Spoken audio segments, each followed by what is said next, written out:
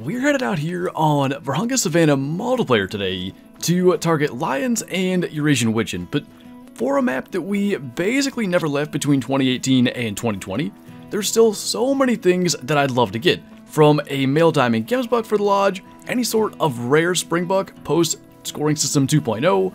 Still, we do not have a male leucistic Cape Buffalo, just a lot of stuff that I'd love to find, and that's the allure of hunting Vurhonga Savanna on multiplayer. You just never know what you're going to run into. But I mentioned the wigeon. We did spend some time in single player recently just looking for them and finding some good areas.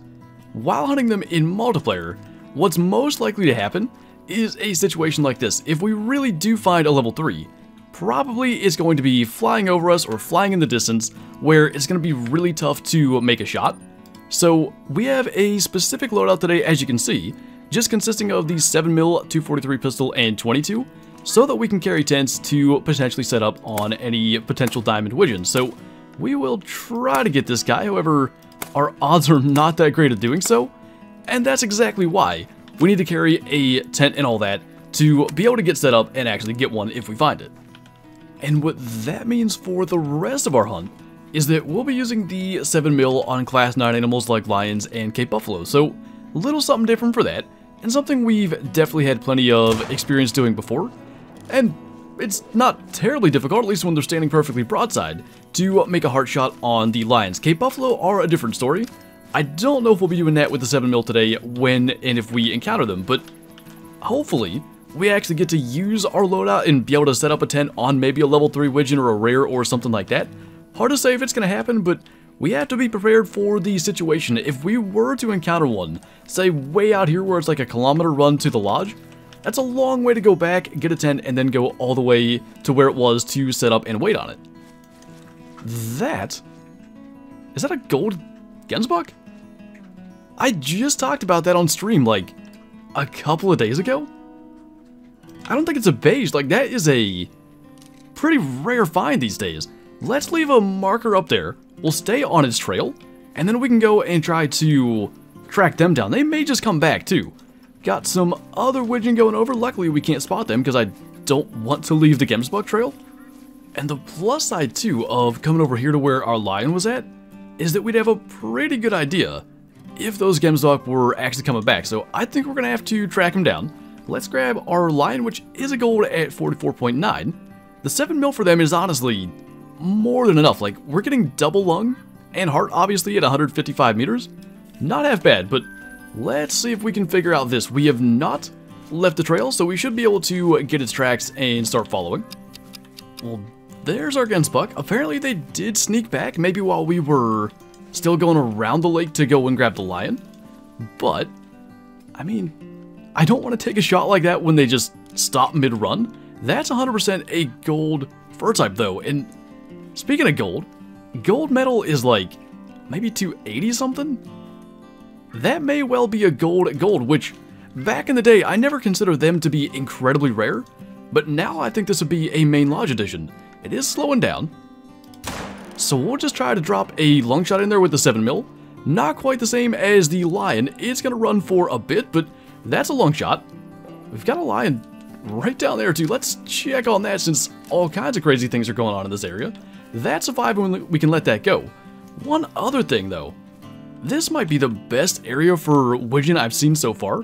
They're just everywhere, and finally a couple we can actually spot, but something else to consider as we have another flock going by is just going to be setting up at this lake, right here kind of in the center of the map, and try to get some of them with decoys.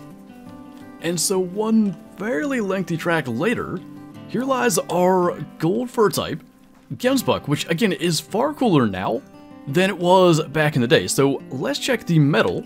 It is a silver. It was very minimum of the estimate, which isn't entirely shocking given the fact that it is a rare fur type and sometimes that sort of thing happens.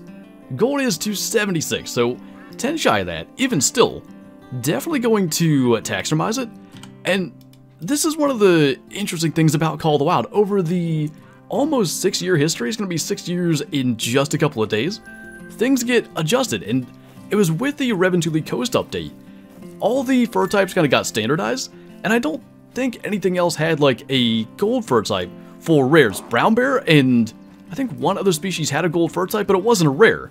And it certainly seems to be the case that gold gemsbok got a lot more rare, so getting something like that now is something that we consider for the trophy lodge, whereas in the past, it was almost akin to like a dilute mule deer before they got made rare. Just something you'd see often, but it's been a long time since I've seen one of those, and that's pretty cool. Not the male gemsbok, rare lion, or one of those main things we've been after, but definitely one we haven't seen in maybe a year.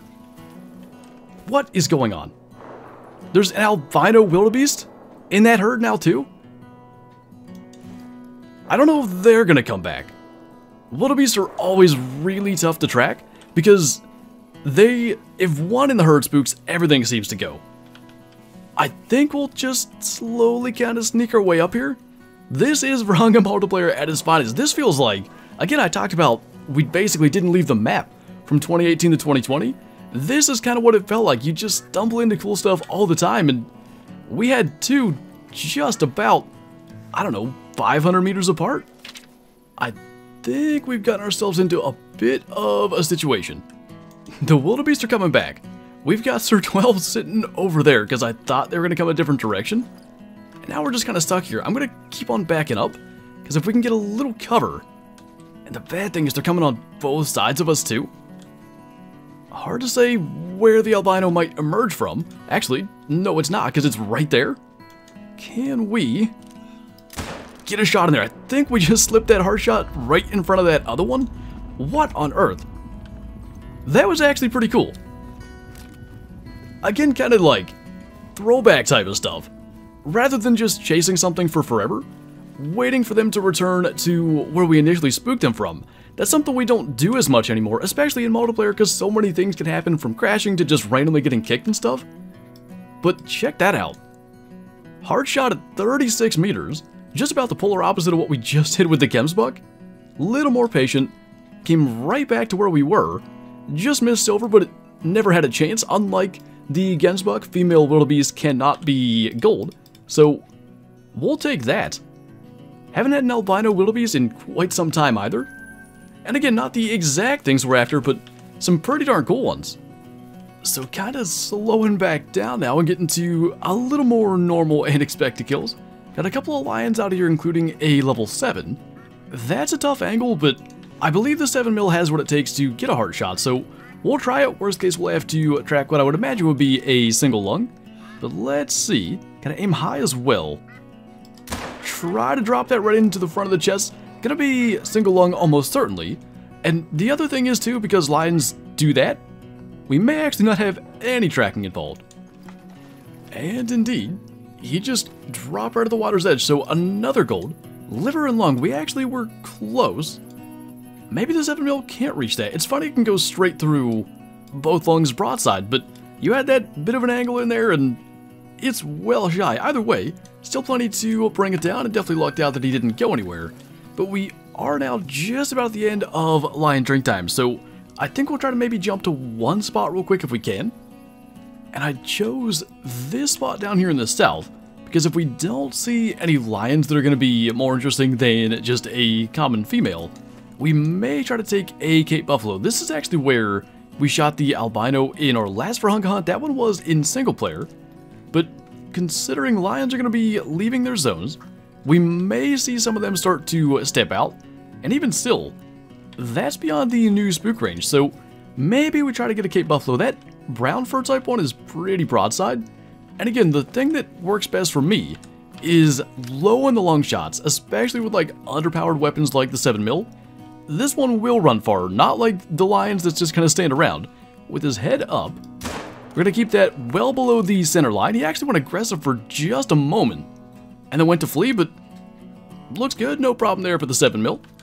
I am, by the way, determined to get at least one Eurasian wigeon today. I don't know when that may happen, but even if it's just kind of randomly throwing 22 rounds at him until we hit one, I'd like to just get one, considering they were a part of the plan, but they're so tough to hit. I guess, you know, lucking into one will work, and that ain't too far from where the buffalo was.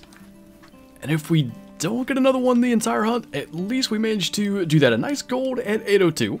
Diamond's 905 for them, so I've been looking for the estimates as we run along. We've not had a single one even go above that, So good to know nothing even like potential diamond level 2 has gotten away. As for the buffalo, as another flock flies over, he shouldn't be too far from us. Maybe another 70 meters at most. Not a big deal. I want to see where the 7mm actually got that. That was single lung, and it's polymer tips. It's not like we're using the soft points. Interesting it went down that fast. Pretty impressive for a gun that goes all the way down to class 4. So now it's well past 1500. I don't know what exactly the plan is going to be from here.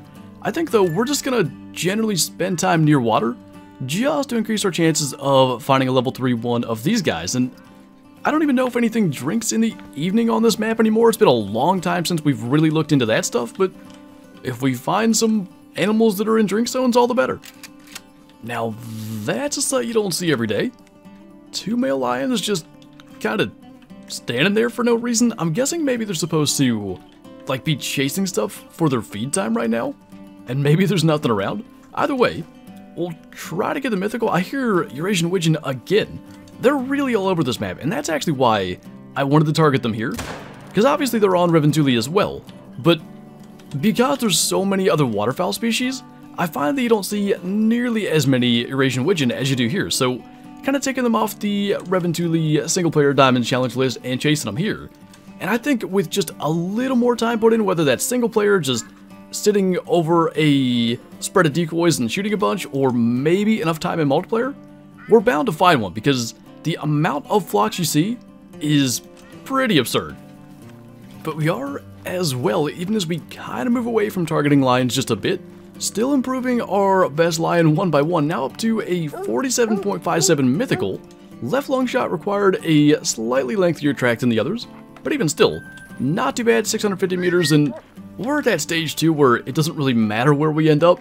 We can hunt the lakes and that's great, but there's plenty of stuff to discover in between out here too. Well, it took a game crash and getting kicked from the next server, but we finally have some springbok down here. None of which, actually that one's not bad. Level 4 up to 102, but I think we still may go with the black-brown fur type one. We're looking 300 meters out, but as one of those things, the 243 pistol is capable at ranges like that. The biggest struggle with this is going to be getting that shot lined up just right to fall in between the shoulder blades. So we want to take the shot with his head down, because its head and neck basically block the entire chest cavity. I was a little off to the left, but I feel like that should get the right lung, and it certainly looks like it would have. The only thing may be vertebrae, but I don't even think the 243 kills one that fast with the vertebrae shot, so I think we got it. That does look to be vital blood, so not bad from a handgun at 300 meters, but this is the perfect opportunity to once again just express hope that one day male springbok could have the black-brown fur type. They just look incredible. And yet we can only ever get females with that fur type, so hopefully that happens. But as we go ahead and claim this one, I think this hunt is going to come to a close. We hit right long... What the heck is that? I forgot Vurhonga species had this. So what that is, I think, is some outline when they're standing straight up of like the vertebrae from the neck all the way down to whatever the kind of tail vertebrae is called. Funny enough, it like curls there on the actual x-ray model, but we had that with gemsbok maybe? Something else on the map. Regardless, bronze 67 score, and now we can jump back to the trophy lodge with our 2 rare kills from today. And this is the wrong plaque size for a gemsbok, or at least you could put it on 1 plaque size smaller, but I wanted to put our new kills in this area because of the irony of what's already here. So this is the new one at 266.8, and then of course the albino wildebeest at 21.3. This hallway back here already had the exact same 2 things.